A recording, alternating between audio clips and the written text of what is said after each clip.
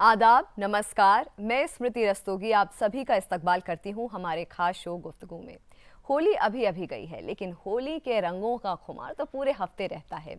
आज हम इसी रंगों के खुमार का जश्न मनाने जा रहे हैं और हमारे साथ स्टूडियो में 3 खास शख्सियत भी मौजूद हैं जिन्होंने अपनी कड़ी मेहनत से बुलंदियों को छुआ है। सबसे पहले विदुषी अलका जी, ये सितार वादिका हैं। विदुषी सपना जी सरोद वादिका हैं और हमारे साथ पंडित हरीश तिवारी क्लासिकल वोकलिस्ट भी हैं। आप सभी मेहमानों का बहुत बहुत स्वागत है।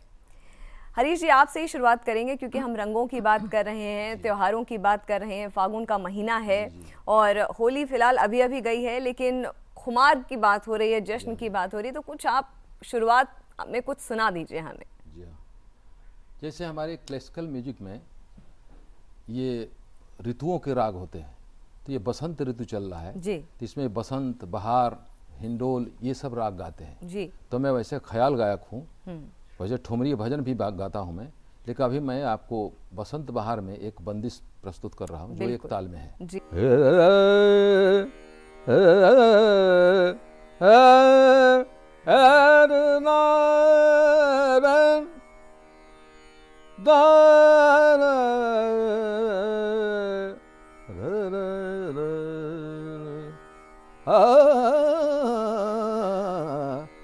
केत की गुलाब जूही, केत की गुलाब जूही, चंपक बन फूले। केत की गुलाब जूही, चंपक बन फूले। रुत बसंत अपन कंत गोरी, गरबा लगाए झूलनाव में बैठ आज पी के संग झूले। केत की गुलाब जूही, चंपक बन फूल।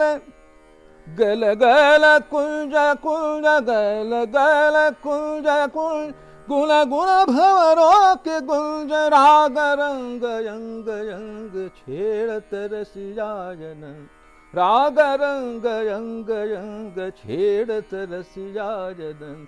कोयल की पंचम सुन दुनिया दुख भूले भूले भूले। केत की गुलाब जूही, चंपक बन फूल। बहुत ही खूबसूरत, बहुत ही खूबसूरत हरीश जी। और क्योंकि आपसे ही शुरुआत हुई है हमारे शो की, तो मैं आपसे ही अगला सवाल पूछना चाहूँगी कि ये जो सफ़र है एज अ क्लासिकल वोकलिस्ट, ये कैसे शुरू हुआ? वैसे मैं देवरिया का रहने वाला, उत्तर प्रदेश के देवरिया डिस्ट्रिक्ट का रहने वाला हूँ और गांव का रहने वाला हूँ।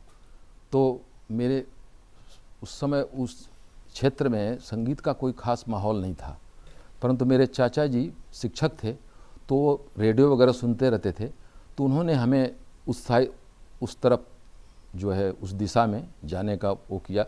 स्कूलों में जैसे कोई फंक्शन होता तो उन्होंने ऐसे ही पूछ दिया, कुछ गाओगे? हम पहले गाते नहीं थे, तो उन्होंने कोई कविता दिया, उसको मैंने गाया तो अच्छा लगा सभी को। तो उन्होंने ये सोचा कि म्यूजिक में ही जाना है। तो मैं हाई स्कूल और इंटरमीडिएट में एक सब्जेक्ट लेके गायन से, और इंटरमीडिएट में तो गाना और तबला दोनों से मैंने इंटरमीडिएट किया जी। और वहाँ मेरे गुरु पंडित ठाकुर चौबे जी देवरिया में थे। और वहाँ से फिर बनारस गया, बनारस यूनिवर्सिटी में। वहाँ पंडित ओंकार नाथ जी के शिष्य लोग वहाँ सिखाते थे। तो वहाँ मेरे गुरु थे पंडित अजीत भट्टाचार्य जी और आचार्य नंदन जी। इन दोनों से मैंने तालीम लिया और वहाँ से बैचलर डिग्री लिया और गुरु शिष्य परंपरा से इनसे हम गाना सीखते थे जी। उसके बाद हमने पंडित भीमसेन जोशी जी का रिकॉर्डिंग सुना कहीं। अच्छा। तो मेरी इच्छा मन में हुई कि मैं वहाँ गाना सीखने जाऊँ। तो इसलिए मैं ये भोपाल गया। मैं भोपाल में गुंदेचा ब्रदर्स ध्रुपद गायक हैं, तो उनके माध्यम से एक लेटर लिखवाया मैंने श्री अशोक वाजपेयी जी से जी। और बीबी कारंत साहब वहीं मिल गए, तो उन्होंने चिट्ठी लिखा और वो चिट्ठी लेके मैं गुरु जी के पास गया। तो गुरु जी ने वो चिट्ठी देखा तो उन्होंने पूछा भी कहाँ ये मिल गए तुमको? हमने बोला मैं भोपाल गया था। तो उन्होंने बोला अच्छा ठीक है, मैं अभी कहीं बाहर जा रहा हूँ, मई में आना। मैं फरवरी के महीने में गया था। उन्होंने बोला मई में आना, आवाज़ सुनूंगा तो बताऊंगा। फिर मैं लौट आया, उसके बाद मई में गया, फिर गुरुजी ने बोला कल आना। तो इस तरह से कई दिन गुरुजी ने बोला कल आना, गए। उन्होंने बोला आज हमको कहीं जाना है, कल आना। फिर गए।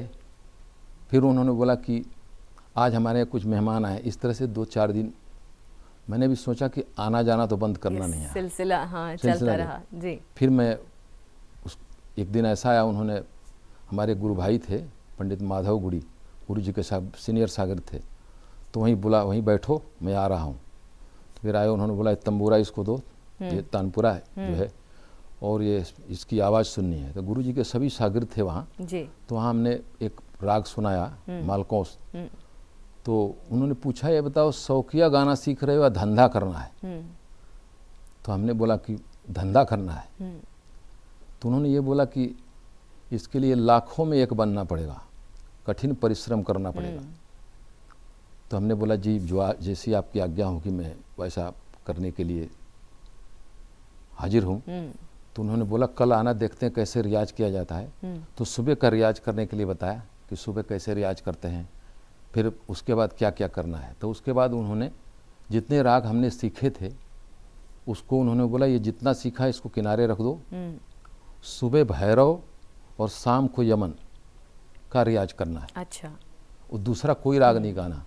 तो साल भर तक हम लोग बंदिश भी नहीं गाए। मैं जो है, हमारे साथ एक और हमारे मित्र भी थे उस समय, तो दोनों को ये था कि बंदिश नहीं गानी है। तंबूरा खड़ा करके जो तानसेन का जो आसन होता है, जैसे हनुमान जी जिस आसन में बैठते हैं, तो उस तरह तंबूरा खड़ा करके बैठ के रियाज करना होता था, आकार करी लगाना था। कि सुर से ये जो है आवाज़ जो है तंबूरे से बाहर नहीं जानी चाहिए। अच्छा। और चिल्लाना भी नहीं है, खुली आवाज़ में गाना है, चिल्लाना नहीं है, तंबूरे के बाहर आवाज़ नहीं जानी चाहिए। तो सुनते रहते थे घर में, अगर कुछ गड़बड़ हुआ तो बोलते थे आज तुम कर रहे थे वो ठीक नहीं था। जब जैसे गेट पे आए, जैसे दरवाज़ा बंद है, तो उनके नौकर वगैरह बोलते थे कि पंडित जी आते हैं सुनते हैं। तो हमने सोचा कि ऐसे ही बोलते हैं, इतने दिन से गुरुजी ने बताया और 6-7 महीने हो गए तो कुछ बताया नहीं। तो एक दिन कुछ हमने अलग कुछ करने लगे।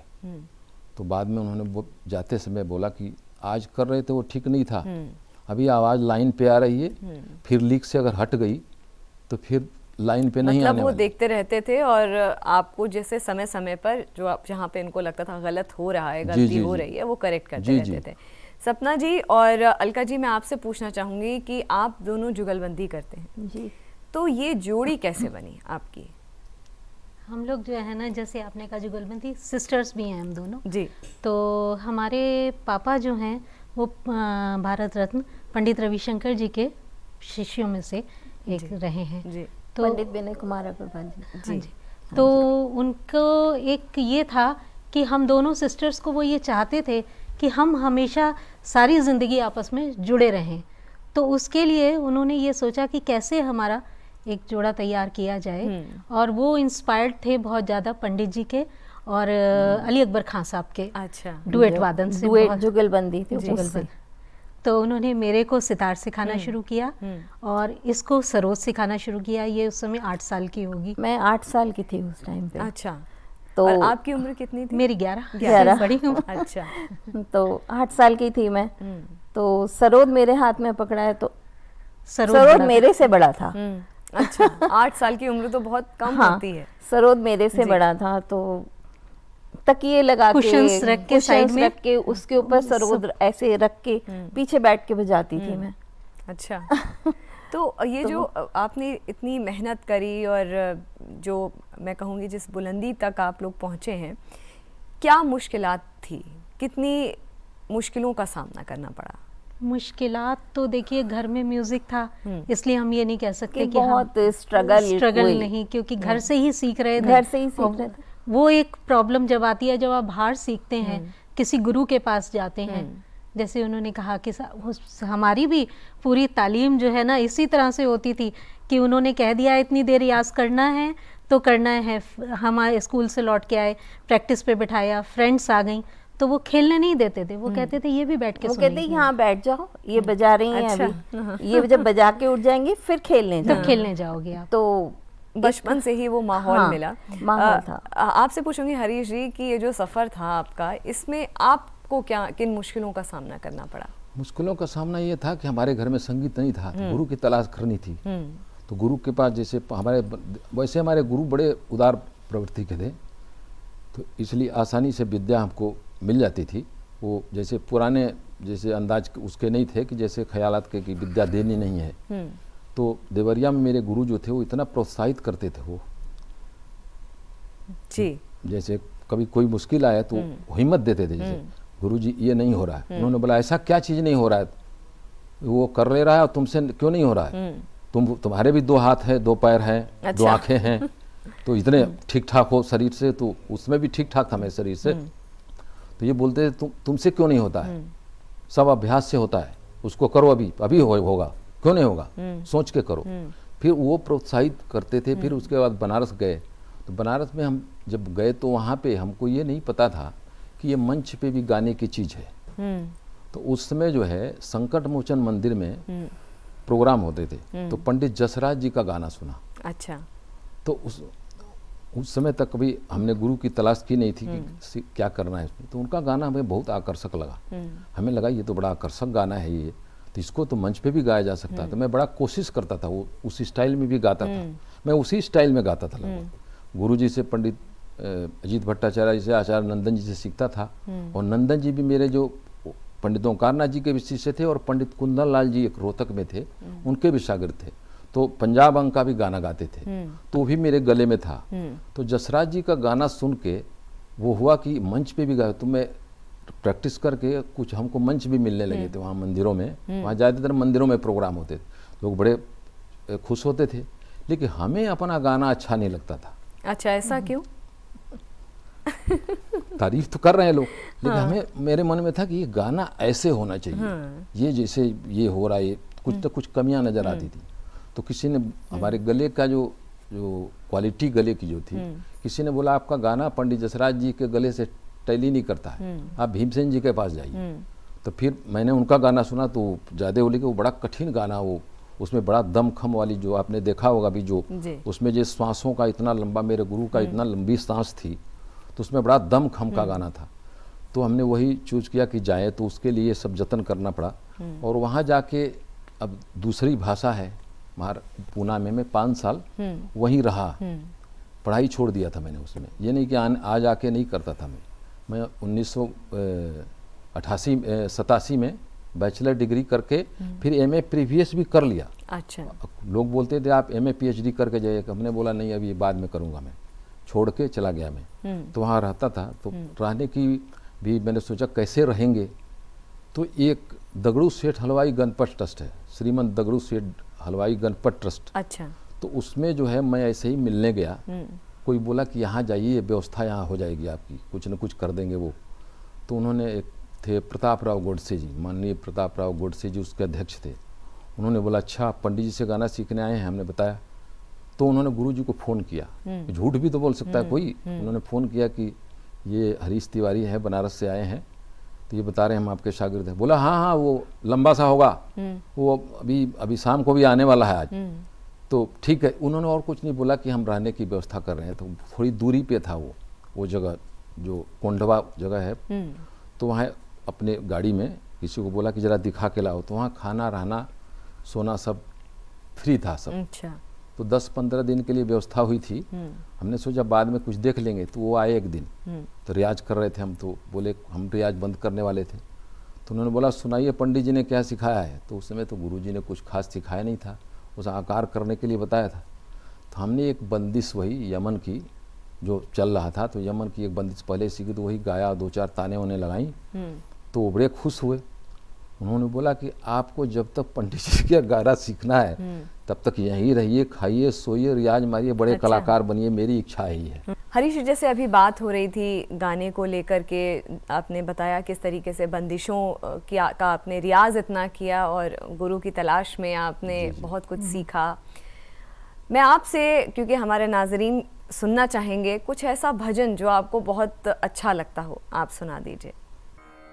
विमुख शिखर से धारा धाय, राधा हरि सम्मुख लाय, बासुरिया हरि सावरिया की, राधा गोरी सुनवाए, बाजे मुरलिया बाजे, बाजे रे मुरलिया बाजे, हदर रे मोहन मुरली पर, हदर रे मोहन मुरली पर, होठों पे माया बिराजे, बाजे मुरलिया बाजे, बाजे रे मुरलिया बाजे। बहुत अच्छा, बहुत खूब, अच्छा, बहुत खूब, बहुत खूब। मैं आप लोगों से पूछना चाहूँगी अलका जी, सपना जी, कि किसी मंजिल तक पहुँचना आसान नहीं होता, बिल्कुल सही लेकिन आज आप इस मंच से ऐसे कौन से लोग हैं आपकी ज़िंदगी से जुड़े हुए जिनको आप याद करना चाहती हैं? जवाब शायद एक ही होगा, क्योंकि हम लोग जो है अपने गुरु रूप में और पिता के रूप में हम अपने फादर को ही याद करना चाहते हैं, पिता को। उन्हीं की वजह से आज मैं जो है faculty of music and fine arts में डीन की पोस्ट पे मैं आज काम कर रही हूँ। जी। तो ये सब उन्हीं का आशीर्वाद है, उन्हीं की देन है कि उन्होंने इस काबिल हम लोगों को बनाया, स्टडीज़ में भी आगे रखा हमेशा, और रियाज करके, और उन्होंने जो हमें मंच भी प्रदान करने की शुरू से हमारा को प्रयास किया कि हम बजाएं। तो आज हम जो है आपके ऑल इंडिया रेडियो और टीवी के टॉप ग्रेड आर्टिस्ट भी हैं। अरे वाह, और बहुत खूब। जो है बाकी बाकी पढ़ाई में भी पीएचडी की हुई है, तो ऐसा कुछ नहीं है कि कहीं कमी छोड़ी हो उन्होंने हर तरह तो से हर तरीके से पढ़ाई के लिए, और बाकी तो जो है उन्हीं का दिया हुआ है। आज मैं जिस जगह बैठी हूँ, मैं हर तरह से उन्हीं के लिए धन्यवाद देती। जब आपके पिता ही आपके गुरु हों तो मुझे लगता है इससे खूबसूरत कोई बात नहीं हो सकती कि जो तालीम है आपको आपके घर में ही मिल रही है। और बिल्कुल ये एक इमोशनल बात है, आप बिल्कुल ये आंसू आना ये लाजमी सी बात है, क्योंकि ये चीज़ छोटी नहीं होती, ये चीज़ बहुत बड़ी होती है। और घर में ही है तो ये नहीं है कि ये समय है तो हमें इस समय तालीम, वो हर समय की तालीम है जो हमें मिलती है। यही सवाल मैं आपसे भी पूछना चाहूँगी हरीश जी, कि कौन से ऐसे लोग हैं आपकी ज़िंदगी से जुड़े जिनको आप इस मंच से आज याद करना चाहेंगे? इसमें जैसे एक लोग नहीं है, कई लोग होते हैं सफ़र में, साथ तो कई लोगों का होता है, बट आपको ऐसा सबसे जी पहले तो मेरे जितने गुरु हैं, पंडित ठाकुर चौबे जी, पंडित अजीत भट्टाचार्य जी,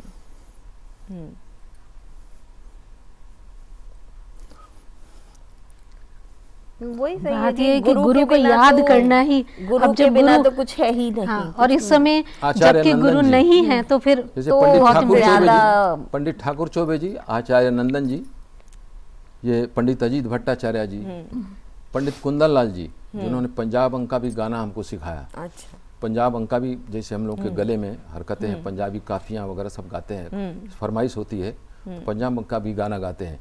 और पंडित भीमसेन जोशी जी को भी इन्हीं लोगों का है कि हमें संगीत मिला, जी इसलिए, और भगवान को बिल्कुल बिल्कुल भगवान तो सब रास्ता तो मुझे रास्ता लगता तो है वही। कि आपका जज्बा होता है, आपकी मेहनत होती है, फिर ऊपर वाले का कर्म होता है। तो उस ये सब चीजें जब एक और साथ रास्ता मिल जाए- गुरु दिखाते हैं। रास्ता गुरु दिखाते हैं। रास्ता बिल्कुल गुरु बिल्कुल, दिखाते ये हैं। बिल्कुल सही बात कही। हम जुगलबंदी की बात कर रहे हैं कि आप दोनों की जुगलबंदी की बहुत देर से बात हो रही है, कुछ हो जाए। बिल्कुल बिल्कुल मैं क्रू से रिक्वेस्ट करूंगी कि अलका जी और सपना जी का सितार और सरोद उनको दे दिया जाए। अलका जी, ये आप जो जुगलबंदी करने जा रही हैं, इसके बारे में कुछ बताइए। ये जैसा कि होली का माहौल है तो हम भी थोड़ा लाइट ही बजाना चाहेंगे धुन। ये धुन जो है हमारे पापा की ही द्वारा रचित है, जी तो पहाड़ी में है ये धुन, हम उसको जी 2 minute present. Ji.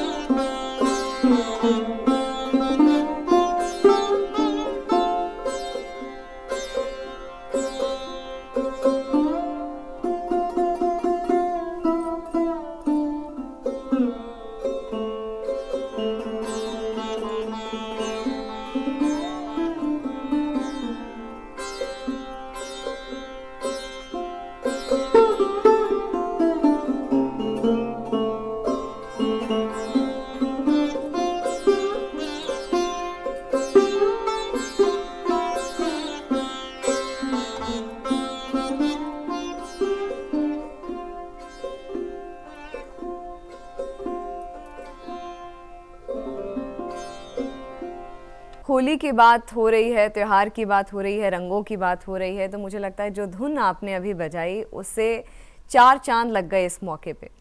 Thank you. और हमें बहुत मज़ा आया। आप तीनों से मगर मैं ये सवाल एक करना चाहूँगी कि किसी भी मुकाम तक पहुँचना कोई आसान बात नहीं होती, मेहनत लगती है, बहुत जद्दोजहद होती है, उसके बाद कहीं जा कर के वो बुलंदियाँ मिलती हैं, वो मुकाम मिलता है। लेकिन कोई ऐसा सपना जो अभी भी, मैं आप तीनों से पूछूंगी, जो आपको लगता हो, पहले मैं आपसे पूछूंगी अलका जी, कोई ऐसा सपना जो अभी भी लगता है कि, या कोई ऐसा ख्वाब जो आपको लगता है कि अभी भी बाकी है या पूरा करना है? ऐसा ख्वाब, देखिए म्यूजिशियन की जो लाइफ होती है ना, वो कभी किसी एक जगह पे रुकती नहीं है। उसको हमेशा ऐसा लगता है थोड़ा और आगे, कि प्रेजेंटेशन में जो है मेरे, कि वो बात आए कि दूसरे वाले के दिल को छू सके, वो और ज़्यादा से ज़्यादा कहते हैं ना, लालसा बढ़ती जाती है। तो वही एक ख्वाब मुझे होता तो ये है। सारे हर आर्टिस्ट के हर साथ आर्टिस्ट का हर ये आर्टिस्ट के आपसे दिल की बात पूछूंगी है। मैं, सपना जी। यही है, इसका तो कोई ख्वाब तो कोई ऐसा है नहीं, बहुत कुछ मिला है, ऐसी बात नहीं है। तो और लेकिन फिर इच्छाओं भी का कोई अंत नहीं होता है फिर हाँ, इच्छाओं का अंत नहीं है, लेकिन फिर भी कि और अगर हम कुछ कर सकें आगे अपनी फील्ड में, हाँ, तो वो तो ख्वाब हमेशा रहता ही है, शायद वो तो हमेशा ही कि रहेगा। हम आगे वाली जनरेशन को भी कुछ हमारी आगे वाली जनरेशन भी हमसे कुछ सीख सके। मेरी इच्छा ये है, वैसे इच्छाएं तो अनेक होती हैं, देखिए इच्छा होती है मेरी कि हमारा भारतीय संगीत, शास्त्रीय संगीत जो है कुछ खास वर्गों तक ही सीमित है। ये बात सही ये कह जो रहे हैं है, कि ये जो है ना, हम है। ये चाहते हैं कि गाने में वो बात हो कि कोई एक बार देख तो जरूर ले। अगर समय का बंधन ना हो तो मेरी इच्छा ये है, मेरी यही इच्छा है कि जन जन में में शास्त्रीय संगीत होना चाहिए। कुछ लोगों को पता नहीं कि शास्त्रीय संगीत क्या है या करते हैं। शुरू में मैं भी रेडियो बंद कर देता था, लेकिन जो है हमारे घर उधर साइड में सब बंद कर देते हैं अभी, लेकिन कुछ लोग ऐसे मिलते हैं जो वही सुनते हैं। बिल्कुल हरीश जी, जो आप कह रहे हैं ना, हाँ। जन जन में भी होना चाहिए और अच्छे लिसनर्स मिलने चाहिए Listeners सब में। मिलने जो चाहिए। सबसे बहुत अच्छी है, बहुत पते बिल्कुल की बात सही है आप बोल कि रहे हैं। आज की जो जनरेशन आ रही है, उनमें जो है ना क्लासिकल म्यूजिक के लिए बहुत ज्यादा इंटरेस्ट नहीं है। नहीं है आने वाली Entertainment, जो हाँ नई जी। पीढ़ी है उसके लिए आप इस मंच से क्या कहना चाहेंगी? जब तक कि इंटरेस्ट बच्चों में और बच्चों के पेरेंट्स में नहीं जागेगा, कि वो ये समझें कि ये हमारी धरोहर है, इसको तो संभाल के रखना बहुत ज़रूरी है। हरीश जी, इतनी बात हो रही तो मैं आपसे एक और बार ये गुजारिश करूंगी कि आप कुछ और हमें बहुत मस्ती वाला, क्योंकि होली की बात है, त्योहार की बात है, कुछ जी, जी, जी। मस्ती भरा गाना कुछ सुना दीजिए हमें। रंगी सारी गुलाबी चुनरिया रे, हो रंगी सारी गुलाबी चुनरिया रे, काहे मारे नजरिया सवरिया, हो रंगी सारी गुलाबी चुनरिया रे, काहे मारे नजरिया सवरिया, जब जावो करो नमो से बतिया, जब जावो करो नमो से बतिया, जब जावो करो नमो से बतिया, अब ही बाली है मोरी उमरिया रे, काहे मारे नजरिया सवरिया, हो रंगी सारी गुलाबी चुनरिया रे, काहे मारे नजरिया सवरिया, हो रंगी सारी, हो रंगी सारी, हो रंगी सारी गुलाबी चुनरिया रे, काहे मारे नजरिया सवरिया। हरीश जी, हम सबको बहुत मज़ा आया, हम तीनों को तो यहाँ पे बहुत मज़ा आया, और हमारे नाजरीन को भी बहुत बहुत बहुत मज़ा आएगा। और जैसा कि हम बात भी कर रहे थे कि होली का त्यौहार है, तो एक खुमारी तो है ही है जिसको आज हम जश्न मना रहे हैं, और आपने उसमें बिल्कुल 4 चांद लगा दिए और एक माहौल बहुत खूबसूरत होली का माहौल बन गया। माहौल बन गया। अलका जी आपका, सपना जी आपका और आपका हरीश जी, बहुत बहुत बहुत शुक्रिया। आज होली का जो माहौल है वो बहुत खुशनुमा हो गया है आप तीनों की वजह से। जैसे होली के अलग अलग रंग हैं, उसी तरह डीडी उर्दू के अलग अलग रंग भरे प्रोग्राम लेकर हम हाजिर होते रहेंगे। फिलहाल मुझे दीजिए इजाजत, आदाब।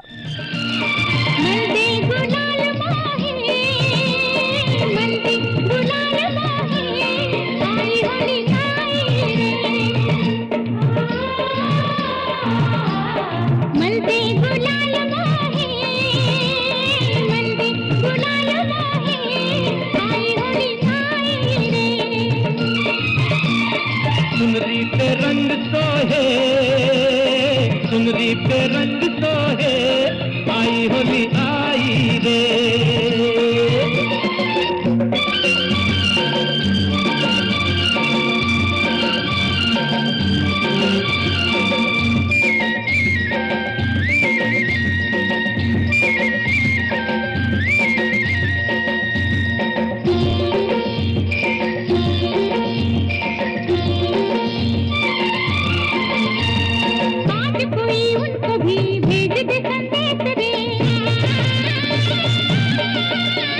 राह थके दुल्हनिया जाने को परदेस रे।